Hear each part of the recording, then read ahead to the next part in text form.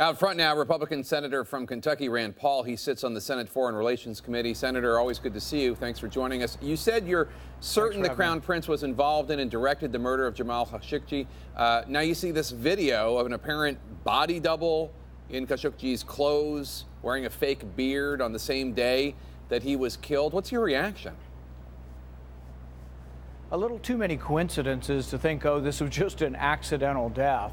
You send a forensic pathologist with a bone saw just in case you might have a fist fight where you have to dismember somebody. I mean, how horrific. But then also having a body double. I think there's a lot of reasons to think this was planned.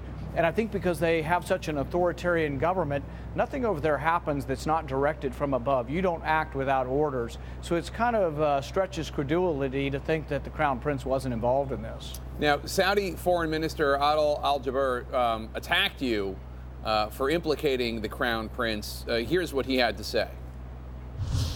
I find it very surprising that somebody 6,000 miles away can be certain about an event that happened 6,000 miles away with no access to information or intelligence. So this is a judgment call on the part of Senator Paul. This is not based in fact. It's just based on emotions and based on speculation. What's your response to the Saudi foreign minister? I think he's got a lot of gall to lecture the United States about presumption of innocence. The Saudis currently have over 3,000 people being held without any trial, without any presumption of innocence in their prison. These are political prisoners. They have nearly 1,000 of these prisoners have been there for more than 3 years. They recently, in the last year or so, killed a Shia sheikh by the name of Nimr al-Nimr. They're holding his nephew, who's been in prison and supposed to be in prison for life, for attending a protest rally. So no, the Saudis shouldn't be lecturing anybody about the presumption of innocence. You're calling for the U.S. to suspend arms sales to Saudi Arabia over this incident. President Trump has said repeatedly he's opposed to that. And today he actually mentioned your name while discussing those arms sales to the Saudis. Take a listen. I agree with Rand on a lot of things. I don't want to lose all of that investment that's being made in our country. I don't want to lose 1 million jobs.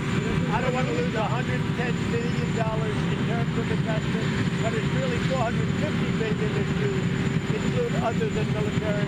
So that's very important. So he says he agrees with you on a lot of things, but he doesn't want to lose all these hundreds of billions of dollars in arms deals and the like. How are you going to convince the president to get on board with this and that you're right and he's wrong? Well, as you know, the president and I get along pretty well, and I take him at his word. But I also try to say that, I have a different perspective. My perspective is that the Saudis and a lot of authoritarian governments, they see strength. They want to see you act with strength, and they won't respect you if you don't. I fear if the president capitulates to them, he'll not be seen as a strong leader. And I think that is something that the president should listen long and hard to. But I also don't think that jobs or arms sales should be seen as a jobs program. I think our military arms are uniquely really owned by the taxpayer. We develop planes only because the government wants it for our national defense. Most of the arms are sold to our government. And so I don't think that we should be, if that were true, we would sell arms to China, to Russia, to every country in the world if it was just about jobs. It's about whether those countries share our vision and whether those arms actually will enhance our national security. And in the case of Saudi Arabia, I think they've done a lot of things that really are deleterious to our national security and actually increase the risk of war. One of the interesting things about the president's pitch on this jobs issue is that he changes the number of American jobs impacted by these arms sales to the Saudi. It keeps increasing every time almost the president talks about it. Take a listen. This is President Trump starting in March up until just recently. We're talking about over 40,000 jobs in the United States. It's $110 billion. I believe it's the largest order ever made.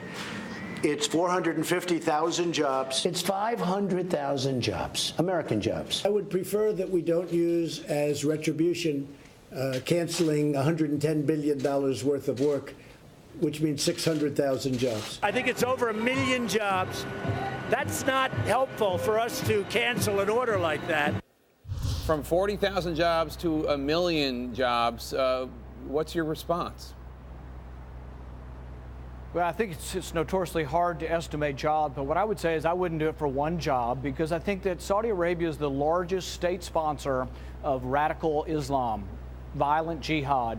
They fund tens of thousands of madrasas teaching this hatred of Christianity, Judaism, and Hinduism, frankly, and all others. And so I think really Saudi Arabia has been a big part of the whole problem that we've dealt with worldwide terrorism for decades now. I think what they're doing in Yemen is atrocious. I think millions of people are living on the edge of starvation because of this sort of proxy war that the Saudis are fighting in Yemen and the blockade of food.